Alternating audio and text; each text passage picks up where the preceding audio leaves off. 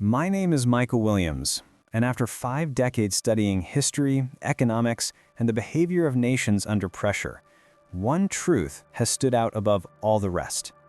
Societies do not fail all at once. They fail slowly, then suddenly. That sudden moment, when shelves empty, when systems break down, when the average person realizes help is not coming fast enough, is when preparedness stops being a hobby and becomes the thin line between chaos and clarity. What we are going to explore in this documentary is not fear-mongering, and it is not fantasy. It is history repeating itself, only dressed in modern clothing. It is the pattern of civilizations facing supply disruptions, economic downturns, political confusion, and natural disasters. In some ways, we are more technologically advanced than ever. In others, we are more fragile than societies that lived 2,000 years ago.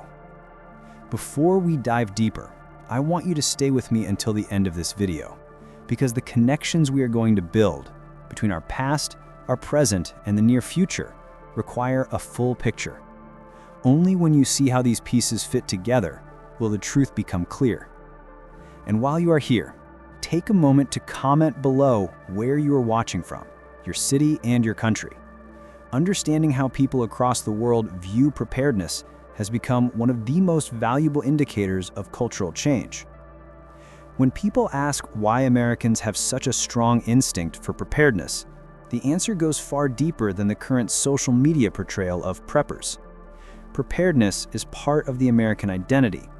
From the first colonial settlements like the Plymouth Colony in 1620 to the frontier homesteads of the 1800s, survival was not a hobby. It was a requirement. Early Americans knew that seasons changed, crops failed, and neighboring settlements could be days or weeks away.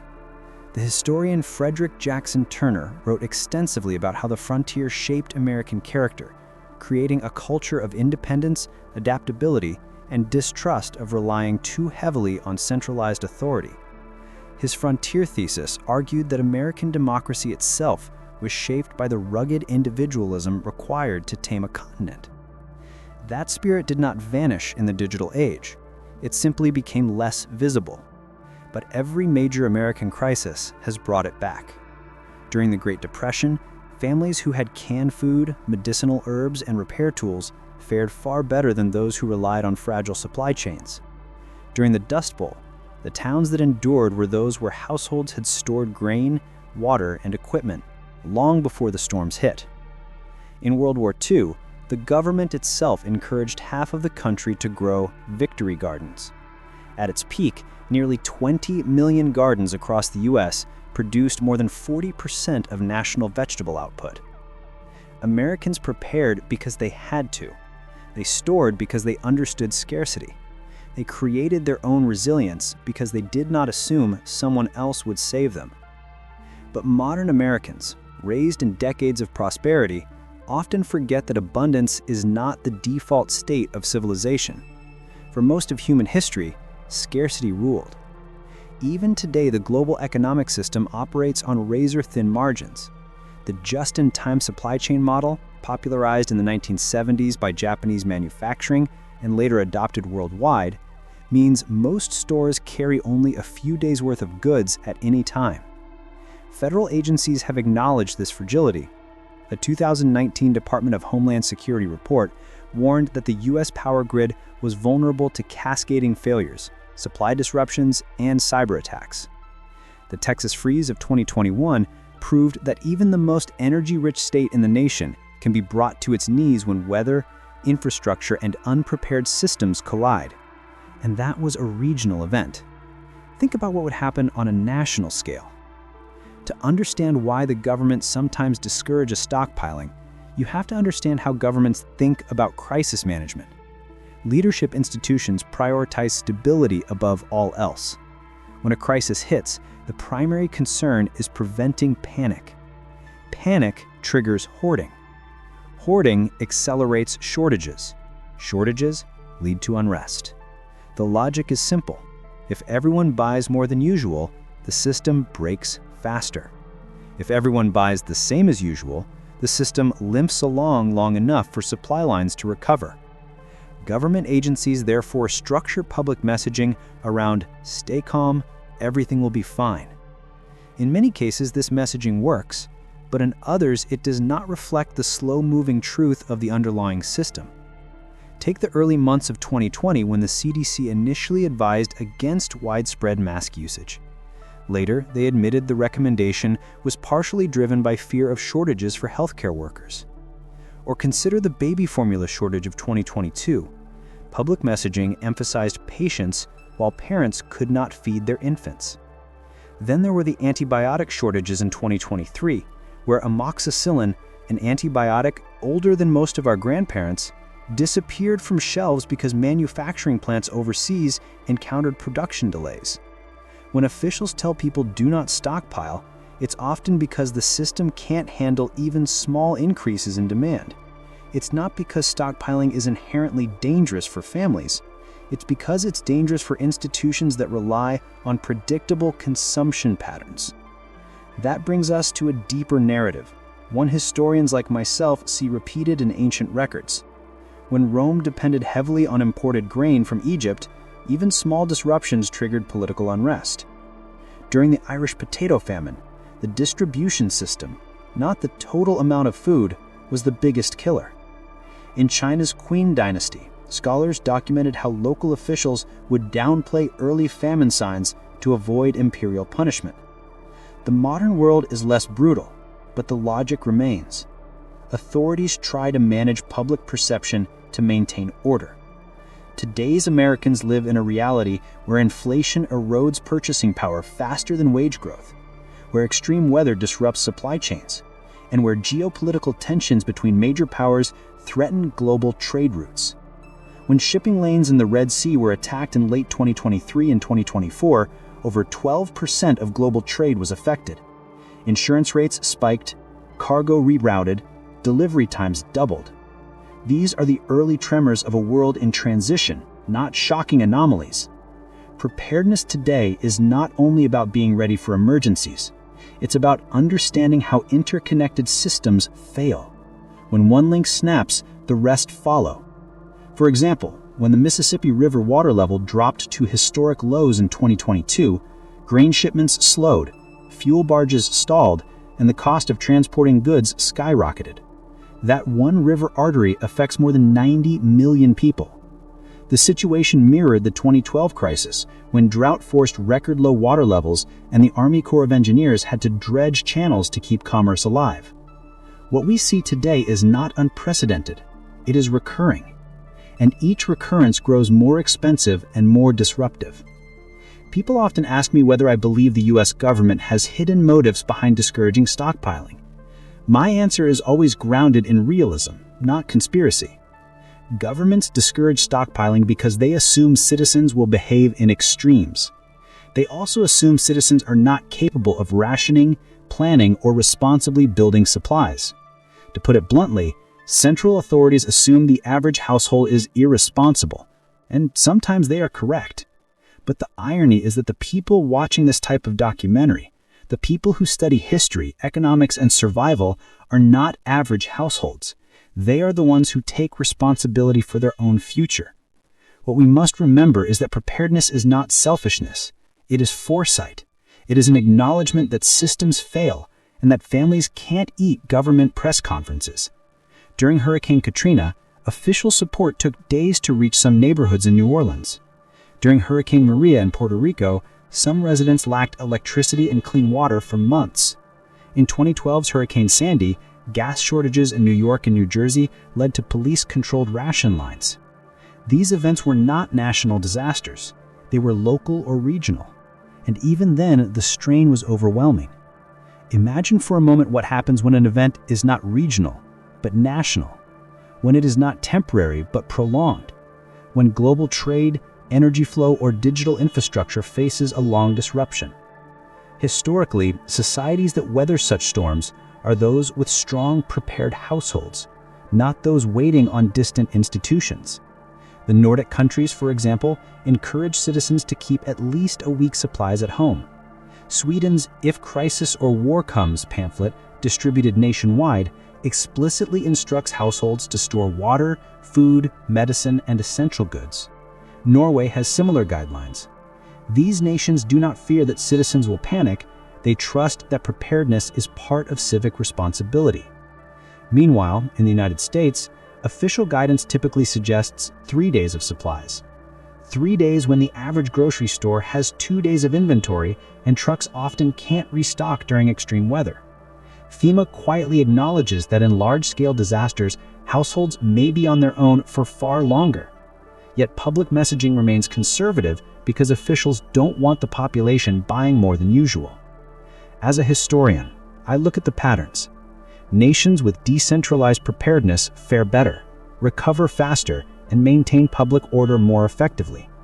Japan, after the Fukushima disaster, relied heavily on community-level stockpiles and neighborhood response groups. Norway. People sometimes assume that if a major crisis were to strike, federal agencies would immediately rush to restore normalcy. But history tells us otherwise. FEMA's own documentation acknowledges that individual households need to be prepared for extended periods without assistance. The National Infrastructure Advisory Council, reporting to the Trump administration in 2018, concluded that the infrastructure system could not handle a long-duration grid outage affecting multiple regions. The report recommended households be prepared for at least 2 weeks of self-sufficiency. Yet, despite these warnings, public messaging continues to emphasize minimalism, encouraging people to keep only a short supply of essentials. The disconnect between official recommendations and official messaging reveals a tension. Authorities fear that telling the public to prepare extensively will lead to panic buying, while not telling them leaves individuals vulnerable. In my year studying crisis behavior, one reality emerges consistently. Those who prepare calmly and gradually fare best. This brings us to the psychological landscape of modern preparedness. In earlier eras, the average American understood the importance of storing food for winter, maintaining tools, and knowing basic medical care. Today, a culture of convenience has replaced that wisdom. With one-click ordering and overnight shipping, the idea of planning 3 months ahead seems unnecessary to many. But convenience is not resilience. When the system stutters, convenience disappears instantly, leaving households scrambling for basics they could have purchased earlier at lower cost. Now we come to an important turning point in Part 2, the place where this story's development meets the beginning of the twist. Before we continue, I want to pause for a brief moment. If you're finding value in this documentary, consider supporting the work behind it. Please like the video, subscribe to the channel, activate the notification bell, and comment below telling us where you're watching from, your city, and your country. Your engagement helps this information reach more people who need it. The twist I want to reveal here is not about disaster itself, but about the deeper economic logic of stockpiling. In traditional economics, goods are valued based on supply, demand, and utility. But in periods of uncertainty, certain items gain a new dimension, security value. They become more than products, they become stabilizers. During the financial crisis of 2008, we saw households turn to gold, silver, and cash reserves. These hard assets served as buffers against volatility. Food, water, medicine, and essential supplies serve that same purpose, but on a more fundamental biological level. You cannot eat gold during a supply shortage, but you can eat shelf-stable protein, rice, beans, wheat, and canned vegetables. You cannot disinfect tools or wounds with a stock certificate, but you can with bleach, alcohol, or iodine. You cannot purify contaminated water with an investment portfolio, but you can with a filter or purification tablets. In the hierarchy of needs, survival goods sit at the foundation. During the Greek debt crisis of the early 2010s, when banks imposed withdrawal limits, many households turned to barter systems. Communities exchanged goods like olive oil, grains, tools, and medicine, all items we often overlook in normal times.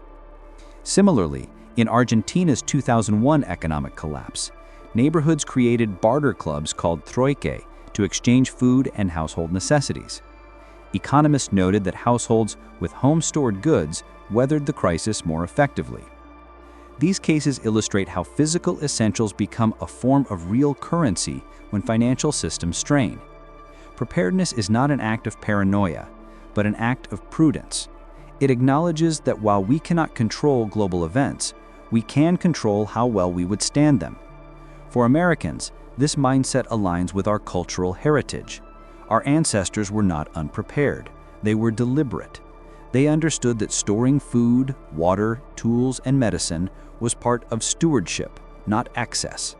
Yet, in today's world, institutional messaging often pushes the opposite narrative. Trust the system. Do not build reserves. Rely on the supply chain.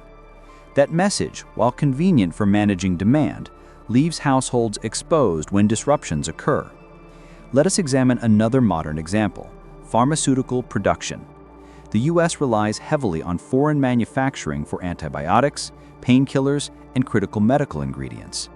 The FDA has documented numerous shortages over the past decade. In 2018, Hurricane Maria destroyed major pharmaceutical plants in Puerto Rico, causing nationwide shortages of saline bags. In 2023, amoxicillin once again faced shortages, leaving pharmacies across the country rationing children's doses.